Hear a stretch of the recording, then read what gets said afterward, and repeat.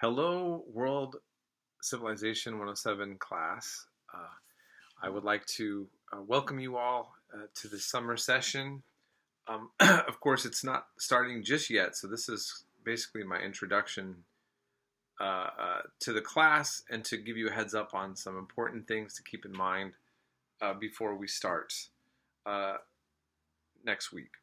So, first of all, you see the syllabus is available to look at. Please take a look. Take note that I just switched to getting a free textbook downloaded with it, onto a PDF file, which you will see available to each of you.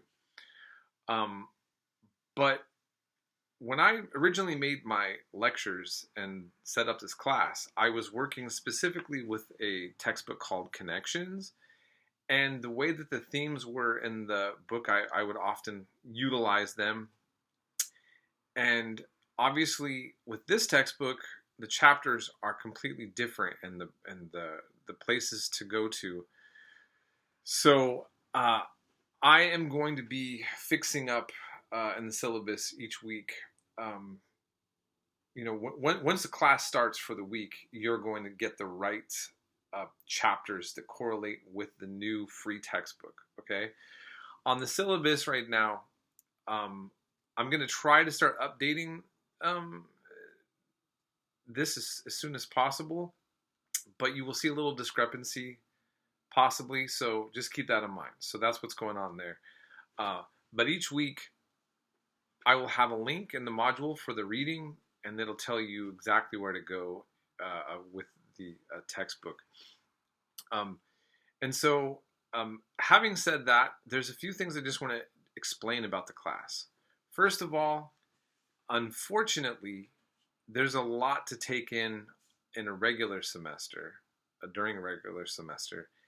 And for these summer courses, I have to teach everything that I teach in a normal semester in this condensed amount of time. So we're going to be doing about 3 chapters a week.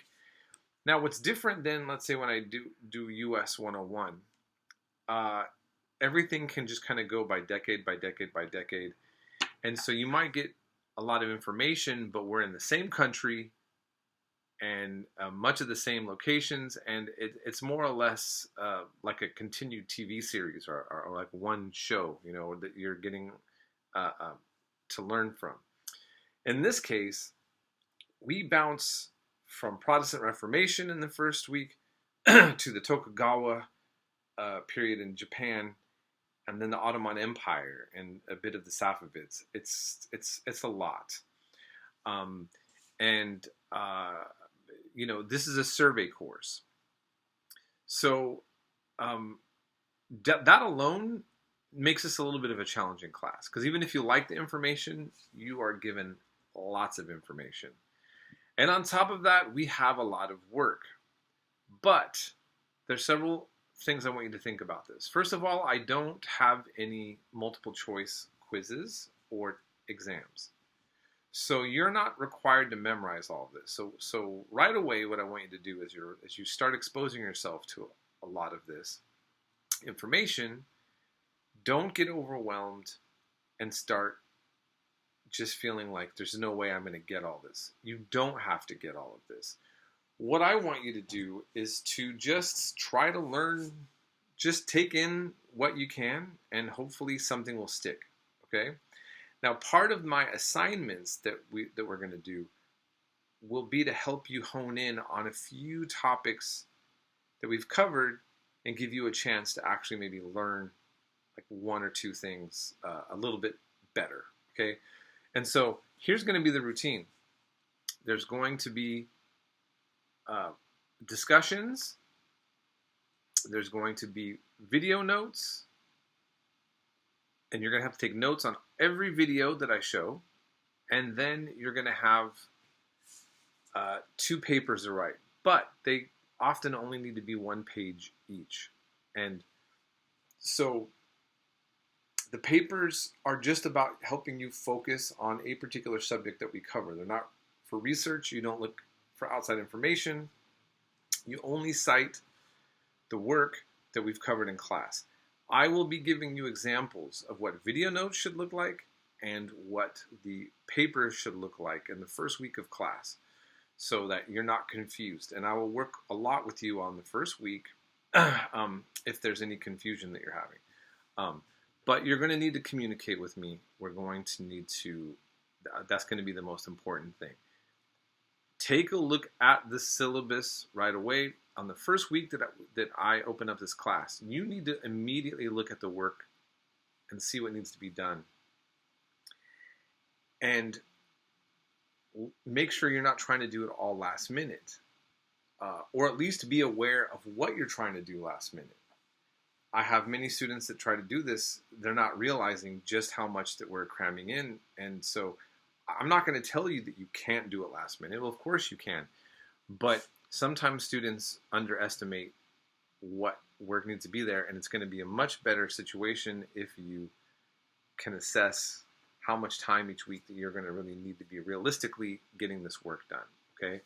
So I will go over more details once the class starts on helping you through each week to figure out how to get around the class and succeed with your work assignments. So the majority of students that I have that stick out staying with me for the semesters usually find that they, the routine is predictable.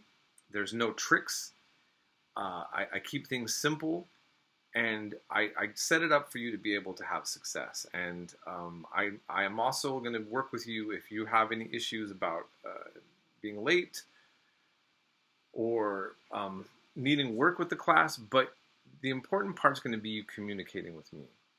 If you are involved in sports and you need to keep your grades up, one of the things that I want to encourage you is I get sometimes every once in a while a student who is so prioritizing the sports that they're doing that they don't prioritize my class, but then they don't get to stay in the sports or keep the scholarships that they need if they're not succeeding in my class. And I'm sometimes a student that gets frazzled and comes to me last minute saying, well, I'm sorry I haven't communicated in 3 weeks. Why did you drop me? Or can I make up and get my grade at a certain level and it's already too late?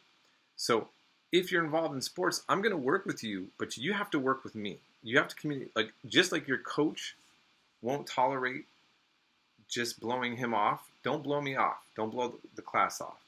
You're going to have to work with me as well. And I'll work with all of you for staying successful and getting to do and fulfill your dreams, but you have to step up yourself and you're going to need to communicate. So, and the last thing that I'll just say for this class, we are, especially come the end of this semester, I'm going to hone things down, narrow things down, and I want to really help you understand a lot of the current events that are so controversial and complex that you may notice that are really big, hot topics on the news and with people on college campuses.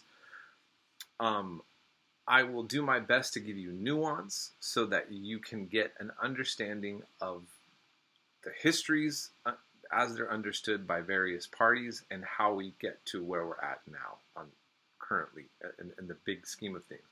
But I promise you, you will learn a lot of important things in this class, and regardless of whether or not you agree with some of my interpretations or not, you will find that you have learned a lot of something. Okay? So that's all I want to mention on this, and I look forward to working with you. Last thing I want to say, I also have to work another job. I will be in the thick of working in Portland, Oregon for the duration of this class. And so normally I don't encourage texting. I do have office hours mentioned, so not texting at any hour, please. Like, no. For like 11 o'clock, 10:30, the earliest in the morning, it's 11. And no later than around dinner time. If you need me for something or a question at my other job, maybe on my lunch break or something, I can answer you and respond quickly, okay? So we'll do that. So that's all I'll say for now, and we'll be in touch.